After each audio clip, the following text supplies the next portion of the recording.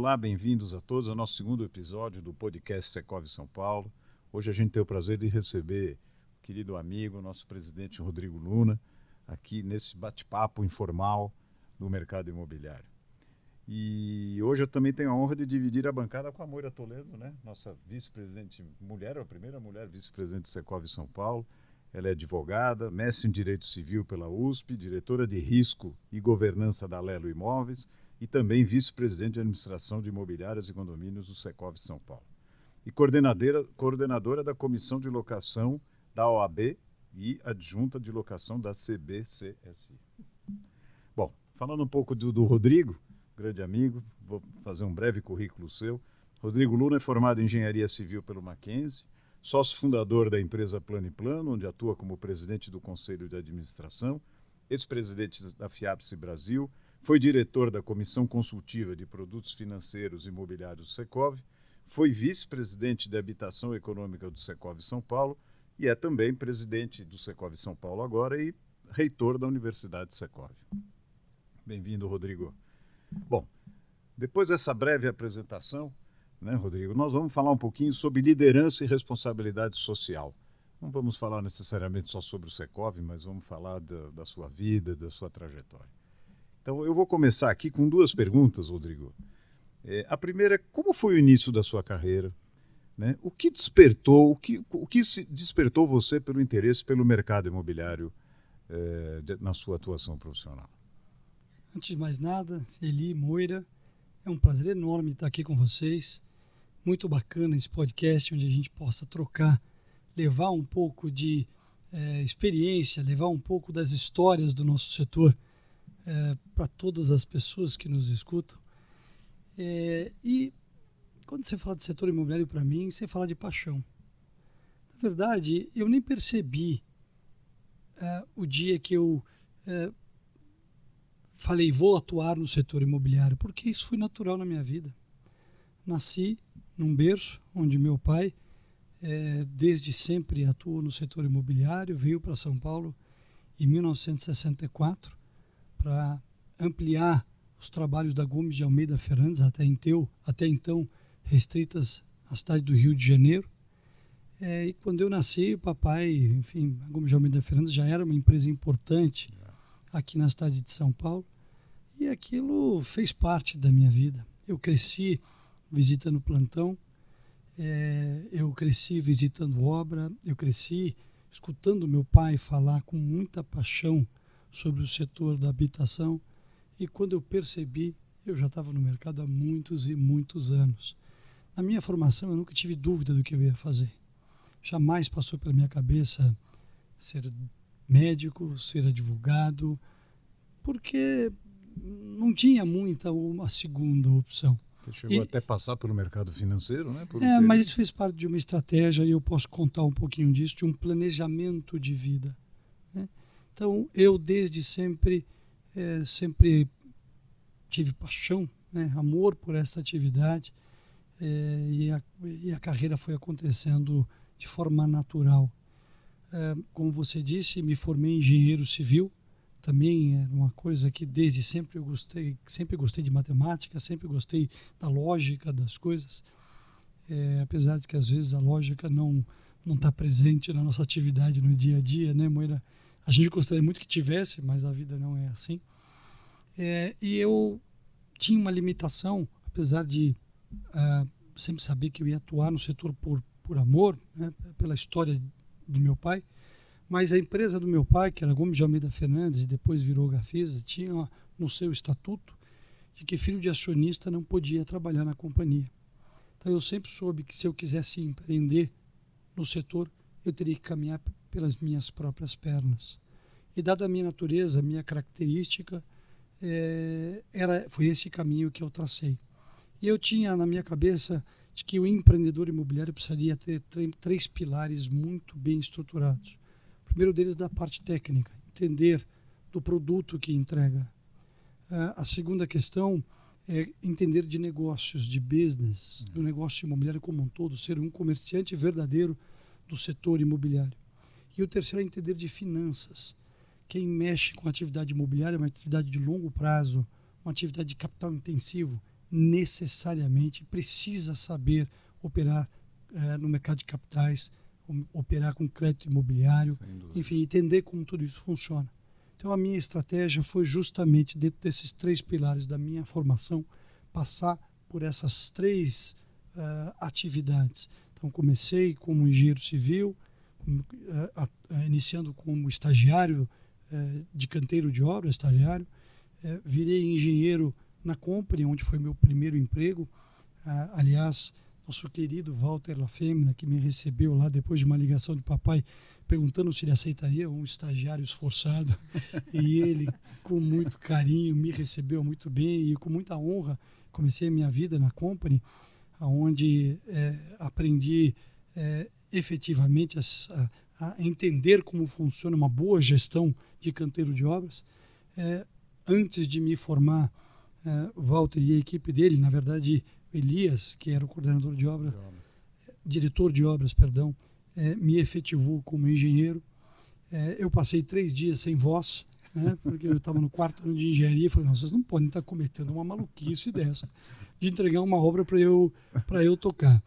E de fato isso aconteceu, o prédio está lá, deu tudo certo. Não trincou? Não trincou, quer dizer, não tivemos muitas reclamações, mas eu passei 6 anos dentro de obra, entendendo como funciona aquela mágica, né? Onde você precisa aprender a lidar com todo tipo de fornecedor, todo tipo de trabalhador. E naquela época nós fazíamos muita obra por administração. Então nós tínhamos as reuniões com os condôminos, onde você precisava preparar fluxo de caixa para fazer a solicitação de recursos para os próximos 3 meses, onde você precisava coordenar os projetos que não estavam 100% completos, porque um condomínio de construção sempre tem as suas particularidades de querer fazer as suas adequações àquilo que aquele grupo de pessoas gostaria. Então, para mim, foi uma escola extraordinária, não só técnica, não só financeira, pela questão administrativa dos recursos de uma obra por administração, assim como no relacionamento, onde a gente tinha que saber lidar com um servente, com um oficial, com um empreiteiro, porque se você não tratar bem, ele não te atende, ele vai embora, e também com condôminos de alta renda que tinham anseios muito grandes e colocavam ali os seus projetos de vida, de ter uma casa bacana. Então realmente foi uma escola maravilhosa. Custo é uma escola. E daí foi o meu início dentro da engenharia, como primeiro passo, vamos dizer, para me preparar para um dia me tornar um empresário do setor imobiliário. Teu pai, o Raul, não foi só você que ele inspirou muita gente. Eu, em particular, convivi muito com ele, tinha muita admiração por ele. Ele sempre sentava ao meu lado e aí eu sempre ficava ouvindo. Era alguém que quando crescer, eu queria ser. Era o Raul. Me diz uma coisa, quais foram os maiores desafios que você enfrentou, já agora como empreendedor no setor? Né? Você teve que começar, como você falou, você não podia trabalhar na então Gomes de Almeida Fernandes, tem que abrir uma empresa, né? Abrir uma empresa para alugar, comprar material, formar equipe. Qual foi os desafios que você teve como um pequeno iniciante empreendedor quando você partiu para esse voo solo? Certamente, se a gente for falar de desafios, ele não cabe no podcast de 15 minutos. Não. Talvez nós tenhamos que fazer um seminário de 3 dias para tentar responder a todas as dificuldades e todas as superações que a gente acaba tendo para empreender num país como o Brasil. E aí não é só no setor imobiliário, em qualquer atividade. Aliás, as estatísticas dizem que a grande maior parte das empresas que abrem acabam não passando do 2º ano de atividade. E eu sempre tive muita atenção nisso. E as regras para mim eram simples. Muito trabalho, muita dedicação, uma vontade enorme de crescer, mas muito respeito aos riscos que se toma. Então, eu criei um modelo de negócio onde a gente poderia, através do nosso conhecimento, através da capacidade que eu aprendi dentro de casa, a montar bons negócios para que a gente pudesse atrair o capital. A minha empresa, a Plano nasceu com R$0. 0. Eu tinha uma mesa, um computador, aliás, uma mesa e um computador num escritório de 60 metros quadrados, que era um antigo prédio residencial na esquina da Avenida Faria Lima com a Cidade Jardim. Este prédio foi feito e incorporado pelo seu glorioso Vicente Mateus. O edifício chamava Edifício São Mateus. Olha só. E na minha cabeça, na época, era o seguinte: aquele era um prédio muito simples, um prédio adaptado para pequenos conjuntos comerciais, mas era um prédio que tinha uma localização extraordinária. Então, esta localização me permitia ter acesso fácil às nossas obras, a tudo que a gente precisava no dia a dia, mas ao mesmo tempo poder dar um certo endereço e poder se posicionar bem perante o mercado. E assim nós começamos, prestando serviços para terceiros. Eu comecei sozinho, com uma mesa e uma cadeira e uma secretária eletrônica, porque quando eu ia ao banco, eu ia à obra, alguém precisava atender o telefone para mim. E assim a gente foi construindo. E você contou que uma primeira obra foi, parece, a reforma de uma churrasqueira de um pai de um amigo nosso. Não, é parecido com isso. A primeira obra que a Plano & Plano fez, e deve ter sido um dia depois que eu montei a empresa, foi a ligação de um amigo dizendo: Rodrigo, eu soube que você montou uma empresa de engenharia e eu vou ter um jantar hoje à noite na minha casa e o aparador da mesa de jantar está bambo. Você pode vir aqui me ajudar a colocar ele em nível? Eu coloquei um pedreiro no meu carro, fui até a casa dele, alinhei o aparador, a grapa não estava ajustada, então nós quebramos, maciamos e pintamos só para dar uma carinha bonita para um jantar à noite, e eu cobrei R$300 dele. Recebeu? Na hora, à vista. Então tá bom.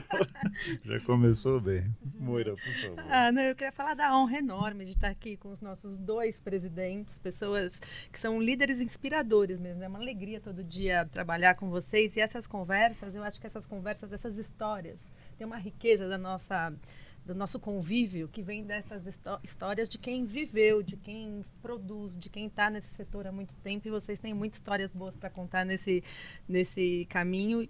E assim, ele senti falta do seu currículo, então já deixo aqui um pleito de ser o próximo entrevistado. Sabe o que acontece, Moira? Se a gente fosse ler o currículo dele, não ia dar tempo de fazer o podcast.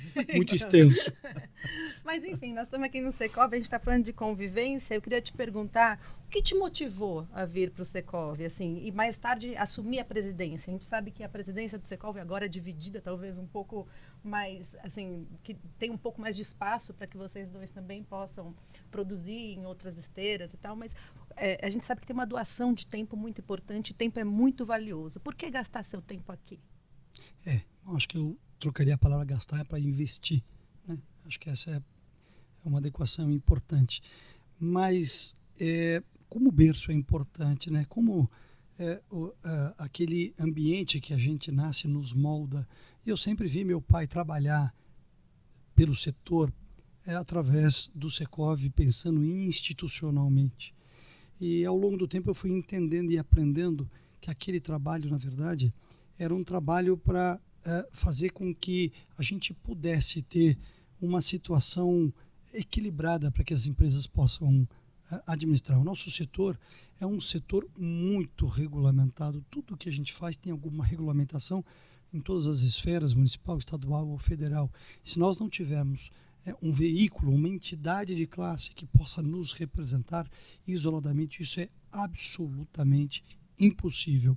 Então, desde sempre, eu tinha para mim de que para que minha empresa pudesse se desenvolver, eu precisaria estar ligado aonde as informações de fato acontecem, e é isso que acontece aqui no Secov.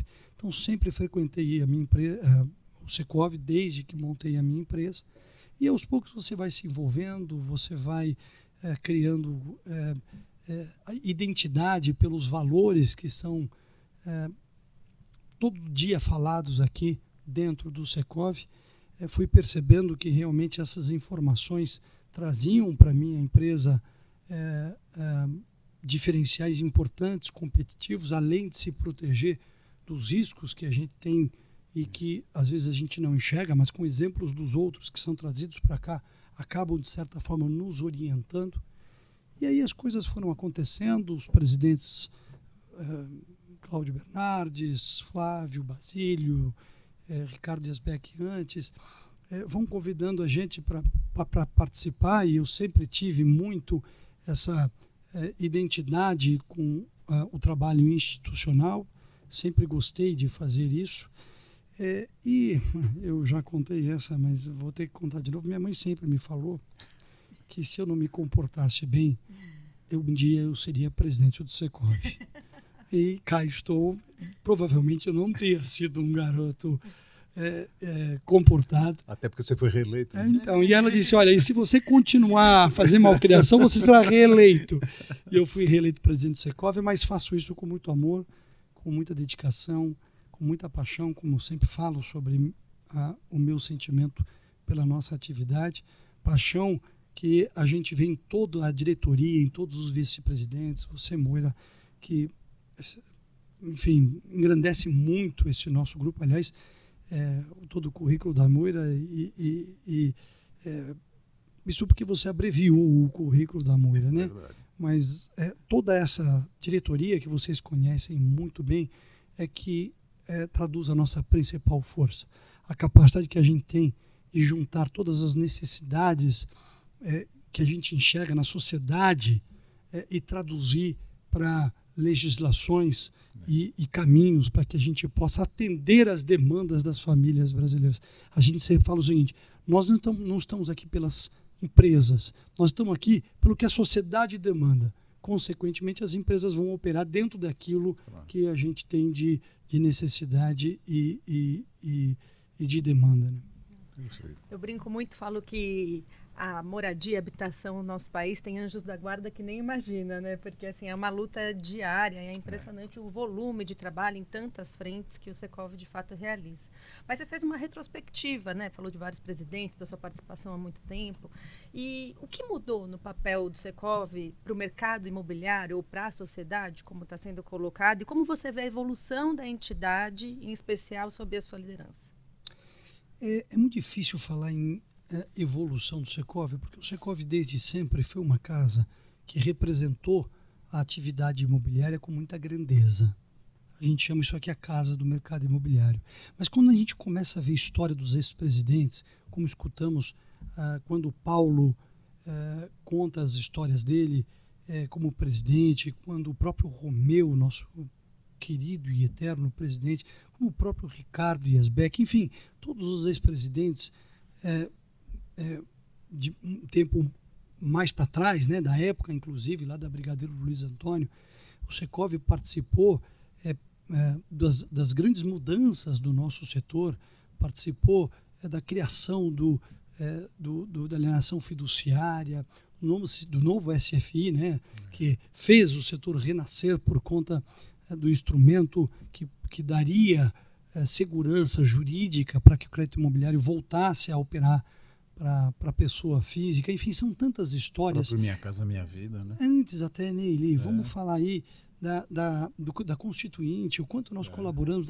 Hoje nós falamos da Lei 4.591, de 1964, que é a Lei das Incorporações. O Secov teve uma participação extraordinária e importantíssima. Temos falado isso nas nossas reuniões. Então, a história do Secov sempre foi muito presente na construção da nossa atividade, do nosso setor. E cada presidente que entra dá a sua contribuição, com a sua característica, com a sua capacidade, com a sua experiência, e assim vencendo nos últimos anos. Hoje, obviamente, quer dizer, depois de todas essas antigas diretorias, e agora a nossa diretoria atuando, tem uma responsabilidade muito grande de continuar esse trabalho, podendo propor à sociedade, ao poder público, estruturas que possam permitir com que a gente enderece a sociedade às suas demandas, ter bom relacionamento com o poder público, trocar entre nós muito networking, melhores práticas, entender as mudanças e transformações da sociedade no seu comportamento através do avanço da tecnologia. Os desafios são enormes, mas a gente percebe, sem dúvida nenhuma, que o Secov está sempre atualizado e sempre podendo, com a sua credibilidade, contribuir muito com o avanço e a evolução do nosso setor. E o Secov tem um patrimônio, né, Rodrigo? Pelo menos eu penso assim, que toda essa história que você contou, essas pessoas permanecem aqui dentro. Não são ex-presidentes, ex-vice-presidentes que sumiram. Não, todas as reuniões, está todo mundo aqui, continua trabalhando. Então, isso é um patrimônio, né? É algo que a gente não vê em qualquer entidade, essa história, essa coisa. E tem uma coisa também muito interessante que eu acho, que é muito divertido estar aqui no Secov, né? Porque por conta dessas histórias todas, por essa convivência, por essa amizade, você sempre fala, somos concorrentes, mas estamos sempre convivendo. É interessante esse lado mais humano que o Secov tem e que eu particularmente não observo em todas as entidades. É verdade. Você sabe que na semana passada, falando em construção legislativa, nesse movimento todo, na semana passada, agora no comecinho de outubro, o Hubert Gebara, eu localizei, foi aniversário da lei de locações, 30 anos da lei. E aí eu fui procurar algumas matérias, achei uma carta do Hubert endereçando o projeto de lei e falando que o objetivo do projeto de lei era a atração de investimento, ampliação de oferta para ter um equilíbrio e viabilizar moradia para o locatário, que no fim que é bem o que a gente está colocando aqui. Não estava se pensando nas administradoras de locação, estava se pensando no mercado, no investidor, na atração desse investimento que é importante para a oferta, que no fim é o que protege o locatário, porque baixa preço. A gente nunca pode perder essa dinâmica que foi fundamental em termos de inteligência da legislação para viabilizar o mercado, que de fato se concretizou.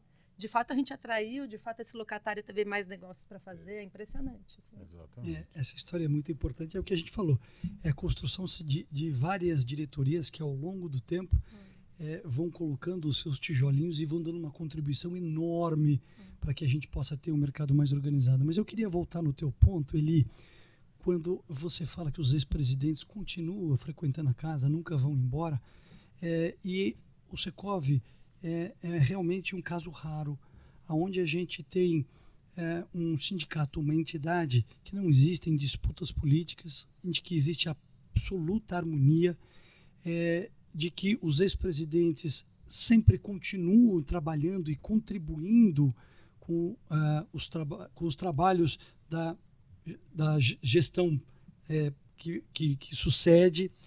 E é muito importante dizer, o Secov é a casa do mercado imobiliário. O Secov abarca todas as atividades correlatas ao nosso setor.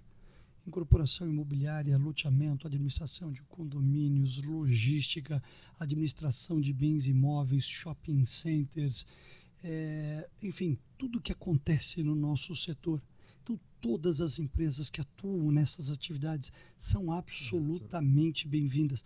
Às vezes eu vejo algumas empresas que não conhecem de fato como funciona aqui dentro, se sentirem um pouco retraídas, dizendo, não, ali é um grupo de pessoas que são sempre os mesmos. Não, não são sempre os mesmos, não. É porque quem entra aqui acaba se apaixonando pelos valores, pela ética, pelo respeito, pela colaboração mútua, pelo aprendizado e acabam não querendo ir embora. Então, aquelas empresas que efetivamente ainda não fazem parte, vamos dizer, deste universo do dia a dia do Secov, que se aproximem, que venham, que experimentem o quanto você vai levar de benefício para a sua empresa, para o seu relacionamento, para a sua atividade e para o seu futuro. Isso aqui, eu diria o seguinte, é uma cachaça. Você experimenta, entra, conhece as pessoas, como você bem disse, se relaciona com um concorrente direto e consegue desenvolver, no final do dia, uma relação de amizade profunda e verdadeira, dado o respeito e os valores. Quem não fica aqui, quem não entende que quando você entra aqui para dentro do Secov, você não está só olhando a sua empresa, você está olhando o todo. E olhando o todo, por tabela, por definição, você acaba beneficiando o seu negócio e a sua empresa. Você tem toda a razão. Isso que eu chamo de patrimônio, né? E qual entidade em que o ex-presidente vira vice-presidente, né? Porque muitas vezes as pessoas falam, já fui presidente, não quero ser. Aqui não. O que as pessoas não querem é largar a cachaça, né? As pessoas precisam continuar aqui. E quem não está aqui não sabe o que está perdendo, né? Bom, Rodrigo, um dia você abriu a Plano e Plano num pequeno escritório ali na Faria Lima, esquina com a cidade de Jardim, mas de repente, né? Por sorte, claro, você tem hoje uma das maiores e principais empresas do mercado imobiliário. É uma empresa líder, exemplo, com uma estrutura maravilhosa. Eu sou testemunha de como você é querido na sua empresa. Conta um pouquinho como é que foi essa trajetória? Claro que não é em uma hora que você vai conseguir contar, evidentemente, mas quais são 2 ou 3 pontos fundamentais na sua trajetória empresarial que culminaram com uma pequena empresa que você começou e hoje você ser diretor, presidente de uma das maiores e mais importantes empresas do mercado imobiliário do Brasil? Ele, com muito cuidado com a palavra que eu vou dizer, eu acho que, primeiramente, muita ambição. Mas não é uma ambição ruim, uma ambição desmedida, mas é uma ambição de querer fazer sempre o melhor.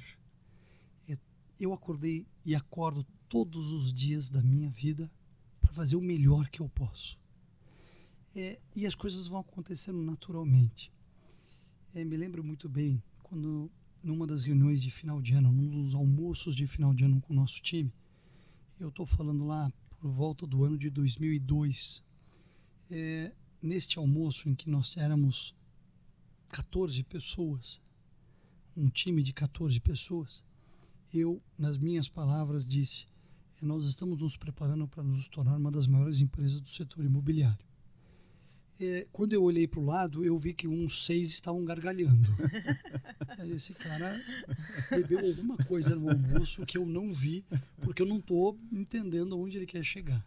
E, na verdade, é isso. Nós tínhamos um objetivo de, com a história pregressa da minha família e das pessoas que eu conheciam, e que todas elas frequentavam aqui o Secov, a gente sabia que se trabalhássemos direito, se seguíssemos a nossa cartilha, o tempo ia mostrar que esse trabalho poderia dar muitos frutos. E as coisas vão acontecendo aos poucos, vão aparecendo as oportunidades. Do trabalho, né? As oportunidades vão aparecendo, você vai tendo que ter muita intuição para saber aonde entrar, aonde não entrar. E aí as coisas vão acontecendo e realmente, quando você percebe, você tem uma boa história para contar. E nessa trajetória, claro que o líder da empresa é você, é o Rodrigo Von, mas uma grande empresa, ou mesmo que ela seja pequena, mas uma empresa que tem uma certa liderança, tem líderes, né? Tem pessoas com algumas características. O que você julga importante, e aí, independentemente do tamanho, que um empreendedor, que um empresário, ou mesmo um diretor de uma empresa tem que ter em termos de liderança, de competência para trabalhar nesse nosso mercado, que, convenhamos, não é para amador, né? Eu queria falar um pouquinho do que a gente sempre acreditou para a nossa companhia, né? E depois a gente estende um pouquinho sobre o que é ser empresário e empreendedor no Brasil e no setor imobiliário. A primeira coisa são valores, né? Princípios e valores. Cada vez mais a gente percebe de que isso faz muita diferença no longo prazo, né? Resiliência é uma palavra que jamais sai de dentro de mim, porque é muito difícil fazer acontecer.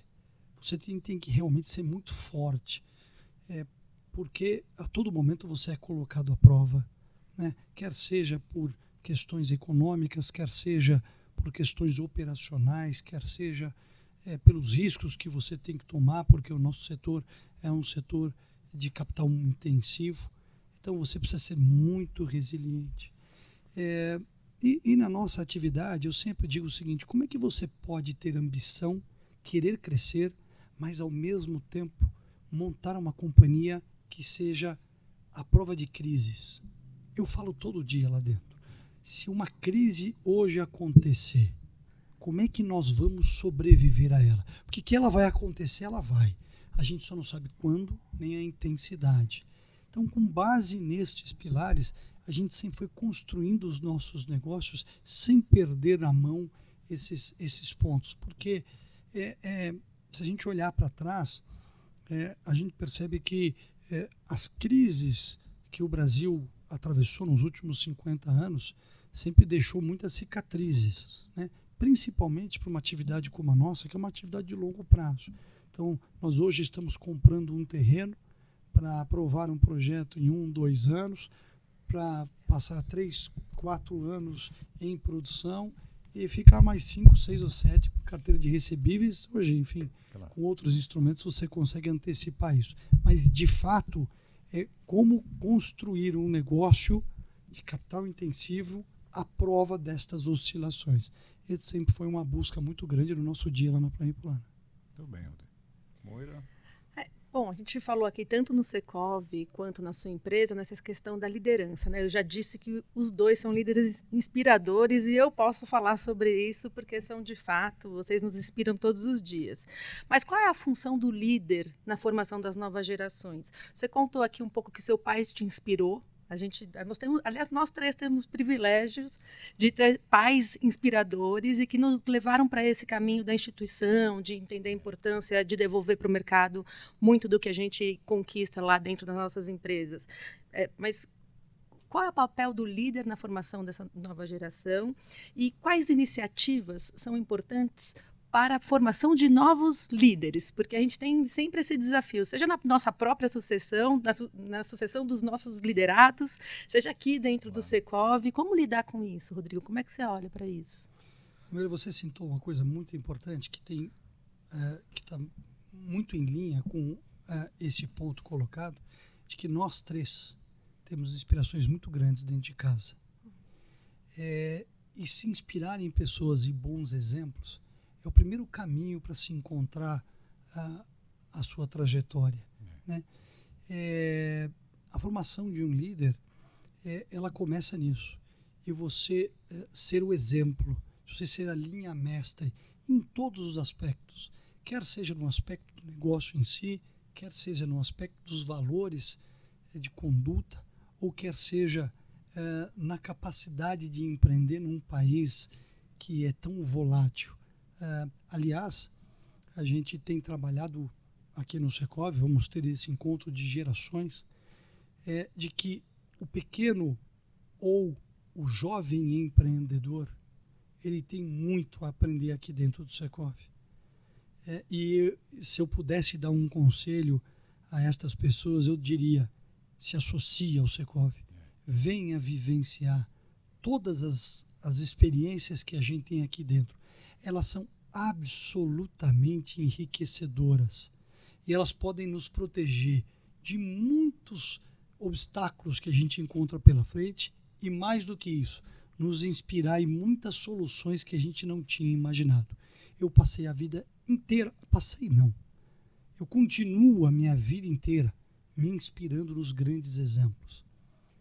Em cada pessoa, o que ele tem de melhor e o que eu posso aprender com a atuação, com a forma de ser de cada uma dessas pessoas. E, obviamente, minha principal inspiração e maior foi meu pai, que dentro de casa era um sujeito que eu acordo todos os dias com saudade dele. Imagina, de emocionar. E quais características, se eu tivesse que citar algumas características que um jovem que aspira a estar nessa liderança de mercado imobiliário, seja institucionalmente ou até em empresa, quais são as principais características que você imagina que essa pessoa precisa ter? O que te levou nesse lugar? Assim? Quais foram as características que puderam fazer de você não só um profissional de muito sucesso, ele já colocou aqui, mas também de uma liderança setorial muito importante?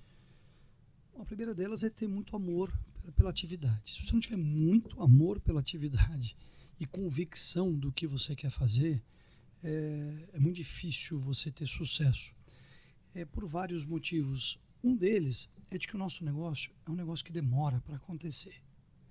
E se você colocar isso frente a frente com as características do jovem hoje, ou do que é o mundo real, que é as coisas para ontem, que não tem tempo e nem paciência para esperar com que as coisas se consolidem, com que a maturidade venha, você não consegue. Então, a primeira coisa como característica é o seguinte: é um trabalho de longo prazo, você precisa acreditar e ser muito resiliente para não abandonar na primeira dificuldade que aparecer na sua frente. A segunda questão é essa, você entender que a atividade imobiliária é uma atividade que ela está muito sujeita aos ciclos econômicos.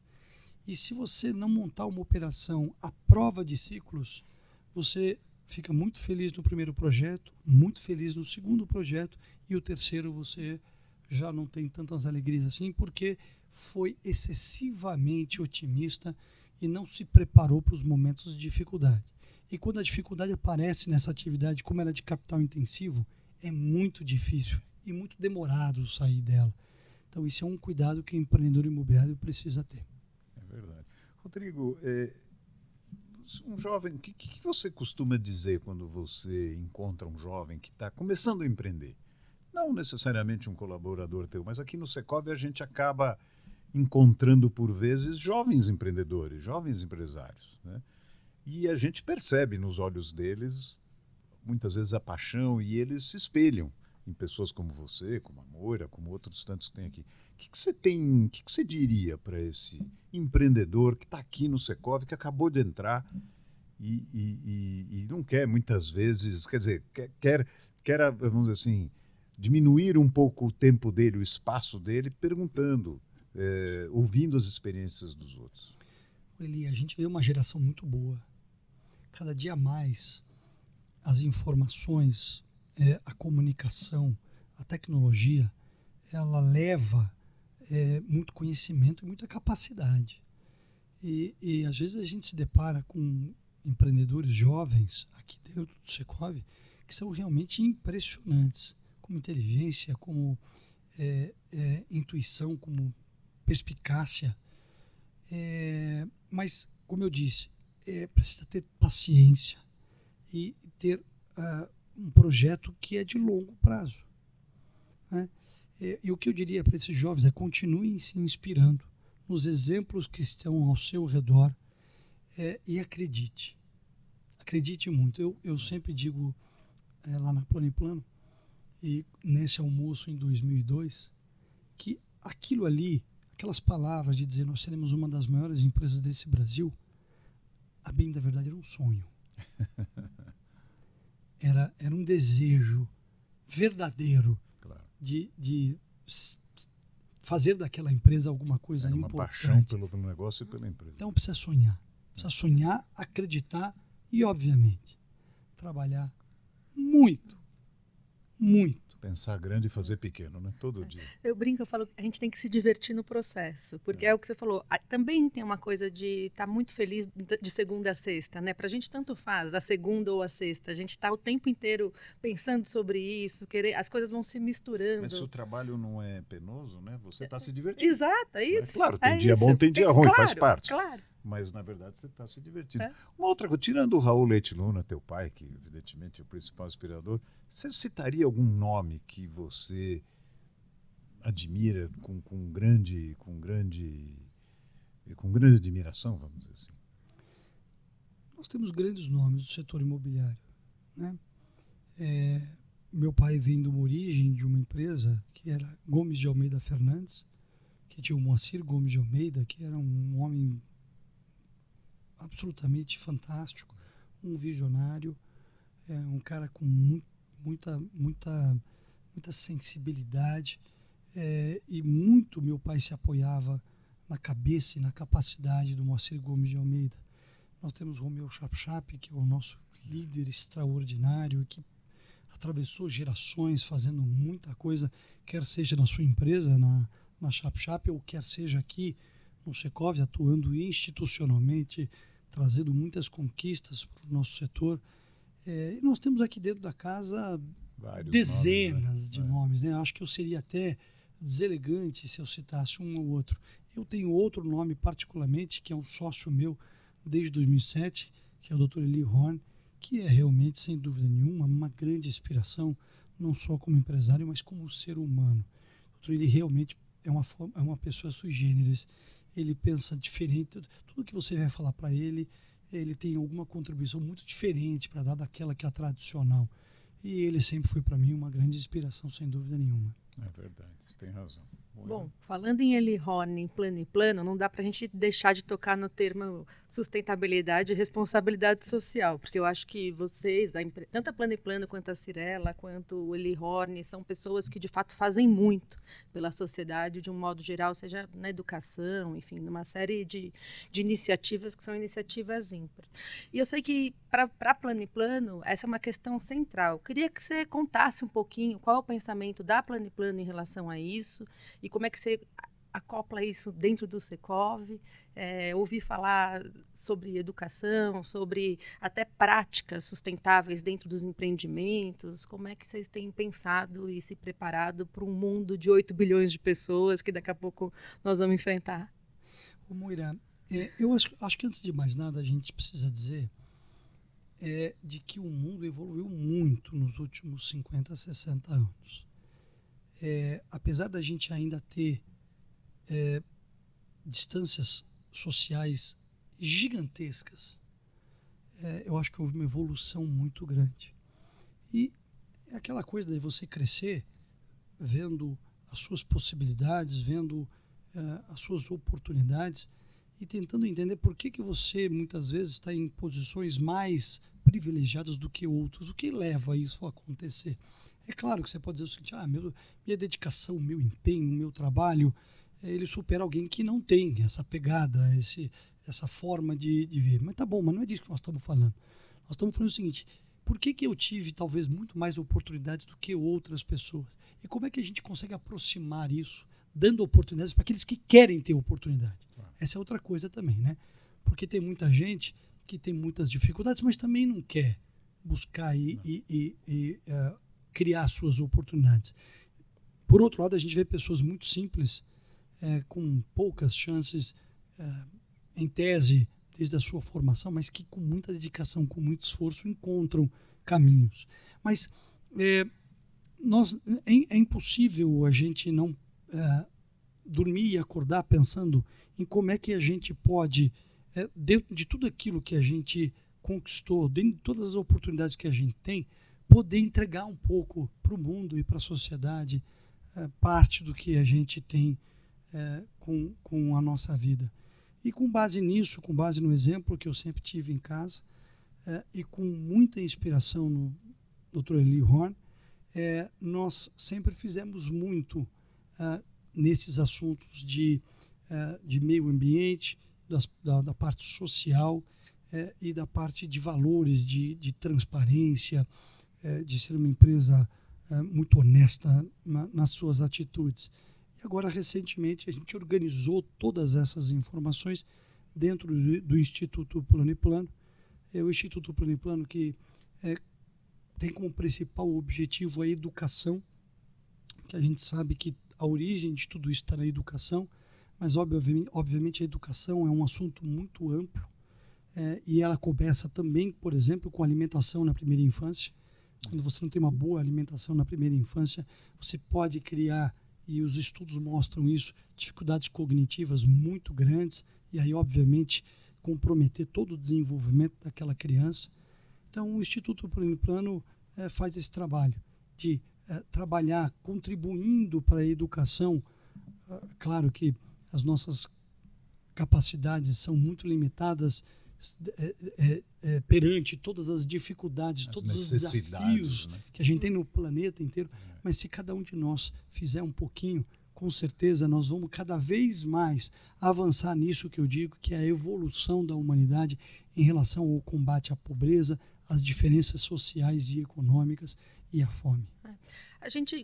Às vezes as pessoas não sabem muito bem o que fazer, né? Quando a gente pensa numa Plano e Plano, numa Cirela, no Eli Horn, a gente está falando de grandes instituições, pessoas que têm uma capacidade até financeira mesmo, e organizacional diferente. Mas o que as empresas do mercado imobiliário, assim, empresas que talvez não sejam tão grandes assim, mas o que todo mundo pode fazer? O que qualquer empresário, qualquer profissional pode fazer nesse sentido? Como é que você olha para isso? Assim? Olhar para fora. O ser humano, ele tem, por definição, uma característica muito, eu diria, só pensa em si. Como chama isso? Me ajuda um termo? O egoísmo. Nós somos individualismo. Nós, seres humanos, somos muito egoístas. E você precisa treinar, se doutrinar a olhar para fora, a entender por que nós temos tantas oportunidades e outras pessoas não. Se pôr no lugar dos outros. E esse exercício, ele nos faz ver que o mundo seria muito melhor e nós também, para nós, às vezes até, se uma pessoa é egoísta, faz o seguinte, seja egoísta, pense em si, ajude alguém que você vai se sentir muito mais feliz. E aí não importa o tamanho. Isso é uma coisa que a gente sempre teve lá dentro da empresa. Faça do tamanho da sua perna, do tamanho da sua capacidade. Mesmo que pouco, você já vai estar ajudando muito. E na medida em que isso você vai podendo ampliar as suas contribuições, vá fazendo, mas faça. Mesmo que seja só com ajuda de tempo, que não seja com ajuda financeira. Isso já é uma contribuição enorme. Você tem razão. Quem salva uma vida, salva a humanidade. É isso aí. O setor, vamos dizer, falando um pouquinho de habitação de baixa renda, né? Eu não gosto muito do nome, mas é assim chamado. O setor público, né, no Brasil teve uma história, né, do setor público ter que atender esta necessidade desse público que não tem tanta renda, vamos dizer assim. E, de repente, a gente vê, né, empresas não só como a Plano & Plano, outras também, é verdade, atuando num mercado que talvez há 15, talvez nem tão longe, há 10 anos atrás, a gente diria impossível. Claro que deve ter por trás disso, com certeza, tem toda uma tecnologia, todo um desenvolvimento de engenharia para poder fabricar. Mas como o setor público, ou melhor, como o setor privado pode trabalhar nesse mercado sem que o setor público colabore, seja com legislação, seja... Então, como é que você vê essa relação entre o setor público, seja na regulamentação ou mesmo na atuação, e o setor privado para atender a necessidade da classe menos favorecida? Eli, em qualquer lugar do planeta, não existe produção de habitação de interesse social para as rendas menos favorecidas sem políticas públicas adequadas. Não existe. E o que está transformando as nossas possibilidades aqui no Brasil de começar a tentar avançar nesse assunto de uma forma mais concreta, e isso tem acontecido, é um programa habitacional que consegue trazer a capacidade de produção da iniciativa privada para este trabalho. Foram poucas as vezes que nós tivemos políticas públicas adequadas para a produção de habitação de interesse social. O déficit habitacional ele começa em 1888 com o fim da escravidão, onde naquele momento que foi decretado o fim da escravidão, não se pensou uma política pública para receber milhares de pessoas que no dia seguinte estavam nas ruas, tendo liberdade, mas não sabendo nem para onde ir nem onde ficar. Exatamente. Essa história vem remontando ao longo de décadas, a Revolução Industrial, na década de 40, na década de 30, onde também milhares de pessoas migram para os grandes centros, principalmente São Paulo, sem políticas públicas adequadas de habitação para receber estas pessoas. E com isso vai se formando o déficit habitacional. Tivemos o BNH em 1964 até 1986, produzimos lá em torno de 4,5 milhões de unidades, mas desde de lá para cá, de 86 até 2009, no início do Minha Casa Minha Vida, nós não tivemos nenhuma política habitacional. Pior do que isso, tivemos crises econômicas com taxas de juros altíssimas, que são completamente contrárias a uma condição para você produzir habitação e poder caber no bolso das famílias menos favorecidas. E a grande transformação disso foi em entender que se a gente quiser combater isso de verdade, não é com dinheiro do orçamento de governos que a gente consegue produzir em escala, no volume e na grandeza, para atender a demanda gigantesca de habitação da sociedade. Então, o Minha Casa Minha Vida, de 2009 até hoje, vem fazendo um papel absolutamente fundamental, se ampliando cada vez mais. Cada presidente que assume entende que essa é uma política de Estado, né? Essa é um desafio da sociedade. É uma política de Estado. Municípios, estados, junto com a federação, já entraram, vamos dizer, contribuindo com todo esse desenvolvimento, mas nós ainda temos muito por fazer. Nosso déficit ainda remonta para mais de 7 milhões de unidades, muita gente sem casa, e a gente sabe que a falta de produção de habitação de interesse social produz consequências seríssimas sociais, quer seja na saúde, quer seja na educação, quer seja no meio ambiente. Então o desafio é muito grande, nós estamos bem endereçados. Eu diria para você que não existe nenhum programa habitacional de maior qualidade e impacto como Minha Casa Minha Vida no mundo, E a gente que frequenta, através da FIAPSE Brasil, os congressos mundiais que reúne os principais países do mundo para discutir habitação, e todos esses países vêm conversar conosco para entender como funciona o programa Minha Casa Minha Vida e por que ele consegue aí levar números importantes de produção de habitação e interesse social.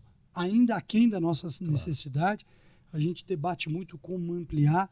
É claro que existem limitações de funding, de recursos, de orçamento, mas nós estamos num caminho muito bom e nós somos muito otimistas de que esse processo cada vez mais vai se ampliando, porque este é um assunto da sociedade e não de um setor específico. Quando eu me pergunto, imagina a sociedade brasileira sem um programa habitacional da qualidade de Minha Casa Minha Vida. É verdade. Aliás, eu vou deixar até aqui um gostinho de quero mais, porque teríamos que falar sobre os desafios de construir, como é que a gente promove moradia digna com esses super desafios de custo acessível, tamanho do imóvel, enfim, tudo aquilo que está envolvido na construção. Então, a gente já tem tema para um próximo podcast, porque o nosso tempo está acabando. E aí eu vou pedir para você, Luna, dar então uma dica para os nossos ouvintes. Eu imagino que tem muito jovem, muitas pessoas querendo conhecer sua história, ouvindo aqui esse podcast, se inspirando em você.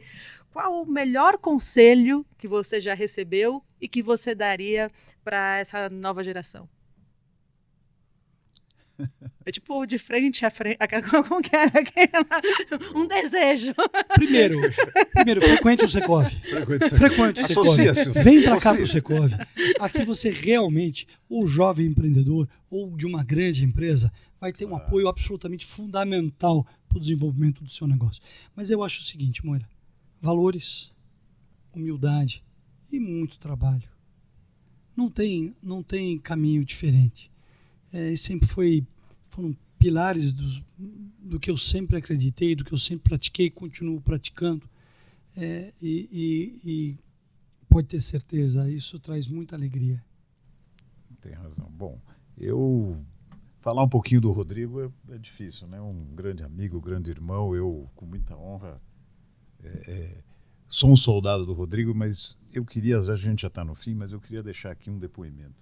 O Rodrigo tem, na minha opinião, uma das características mais importantes do ser humano, a humildade e o respeito ao próximo. E eu acho que isso abre todas as portas, abre todos os caminhos. Claro, você tem um conhecimento enorme, tem uma capacidade de trabalho muito grande, mas a chave da porta é a tua educação, a forma como você trata as pessoas e a forma como você lida com todo esse mercado enorme que não é fácil. Então, uma honra te entrevistar e parabéns. E para mim é uma honra fazer parte do teu time. Ele é que, vindo de você, um amigo querido, assim, é um puxa-saquismo sem precedentes. Aliás, eu tive que falar até um palavrão aqui. Mas eu não consegui fazer no corintiano.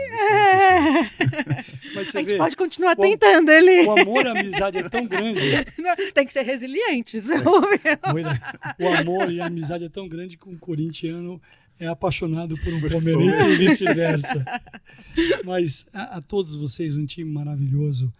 O Secov tem essa grandeza e essa capacidade de atrair pessoas com esses mesmos valores, com esses mesmos objetivos de vida, e isso que nos torna forte e capaz de poder contribuir muito com a sociedade brasileira, com os nossos trabalhos, de uma forma sempre verdadeira, sincera e honesta. A gente escuta sempre muito isso dos grandes líderes, do prefeito, governadores e das câmaras de vereadores, que a nossa colocação é sempre verdadeira, pensando num todo, nunca só no nosso umbigo, né? E você está aqui ao meu lado, para mim é a única chance que eu tenho de sobrevivência. A minha também. Então, conta o que acontece quando ele tira férias. Não, na verdade, isso é uma história do Eli. É piada interna. É uma piada interna. Né? Mas isso é uma piada do Eli, não é minha. E aí, quando o Eli fala assim, escuta, a semana que vem eu não vou estar aqui, eu vou para não sei onde. Eu falo, escuta, para onde nós vamos? Porque sozinho aqui eu não vou ficar. E essa piada nasceu porque eu tenho 3 filhos, eles eram pequenos, e um dia minha esposa resolve brigar com a babá entre o Natal e o Réveillon. E a babá entra na sala e diz, eu vou embora. E eu respondo para a babá, nós vamos para onde? Eu ia com ela, é claro. Eu não ia ficar com os 3. Então... Obrigado a vocês, é um prazer estar aqui com você. Parabéns Imagina, pelo trabalho alegria. maravilhoso. Obrigado pelo convite. E essa casa é extraordinária e eu tenho muito prazer, muito orgulho, muita honra e sei da responsabilidade que é de nós estarmos juntos aqui liderando o setor com o nosso trabalho. Obrigado, Rodrigo. Obrigada, Parabéns. Rodrigo. Obrigado a todos. Mas obrigada, Eli, pela oportunidade.